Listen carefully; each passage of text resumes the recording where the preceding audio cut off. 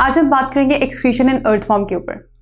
Earthworm के excretion को अगर हम प्लेनेरिया के एक्सक्रीशन से कंपेयर करें तो हमें इस बारे में पता चलता है कि अर्थवॉर्म का जो ट्यूबुलर एक्सक्रीटरी सिस्टम है वो प्लेनेरिया से एडवांस है और हम इसको मेटानेफ्रीडियम कहते हैं अर्थवॉर्म के अंदर। अभी जो मेटानेफ्रीडियम होता है ना, हमें पता है कि अर्थवॉर्म की जो बॉडी है ना उसमें डिफरेंट डिविजन्स हैं, हमें डिफरेंट सेगमेंट देखने को मिलते हैं।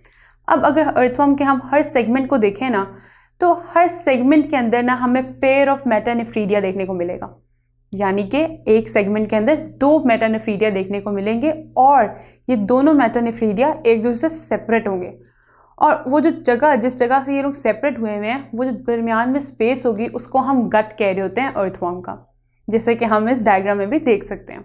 उसके साथ साथ अगर अब हम अर्थवॉर्म के कुछ कंपोनेंट्स की बात करें जो मदद कर रहे हैं इसकी एक्सक्रीशन करवाने में, तो नंबर 1 हम बात कर लेते हैं नेफ्रीडियोस्टोम की।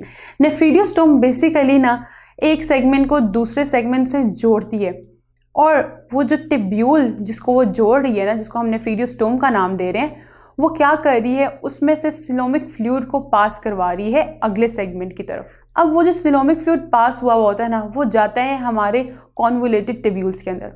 ये जो कॉन्वोलेटेड टिब्यूल्स होते हैं ना इनको कुछ लोग कलेक्टिंग टिब्यूल्स भी कहते हैं और ये कलेक्टिंग टिब्यूल्स हमारे जो कैपिलरी का नेटवर्क है ना अर्थवॉर्म में उससे बिल्कुल ढकी हुई होती हैं। मतलब वो एक जाल ना, उसके अंदर जो कैपिलरीज का जाल होता है वो उसके ऊपर बिछा हुआ होता है इन कलेक्टिंग टिब्यूल्स के ऊपर।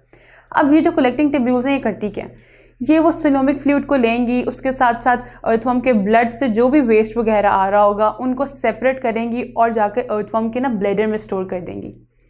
अब जो ब्लैडर है ना वो क्या करता है, वो टेम्पररी टाइम के लिए ना अपने अंदर यूरिन को या जो भी वेस्ट वगैरह ना उसको स्टोर करेगा। और हम देख सकते हैं इस डायग्राम में कि ब्लैडर के बिल्कुल एंड पर जहां अर्थवॉर्म का सेगमेंट एंड हो रहा है वहां पर एक छोटी सी ओपनिंग नजर आ रही है जिसको हम नेफ्रीडियोस्पोर का नाम दे रहे हैं। कुछ लोग इसको एक्सक्रीटरी पोर के नाम से भी जानते हैं क्योंकि यहाँ से ही ना अर्थवॉर्म एक्सक्रीशन करवा रहा होता है अपनी बॉडी से यूरिन की। अब एक बहुत मज़े की बात है कि अर्थवॉर्म जो अपनी बॉडी से यूरिन को एक्सक्रीट करवा रहा होता है ना, ये अपने ही बॉडी पे ना कभी कभार उस यूरिन को स्प्रेड कर देता है। अब ऐसा क्यों करता है, अर्थवॉर्म की जो स्किन होती है ना वो रेस्पिरेटरी सरफेस का रोल प्ले कर रही होती है।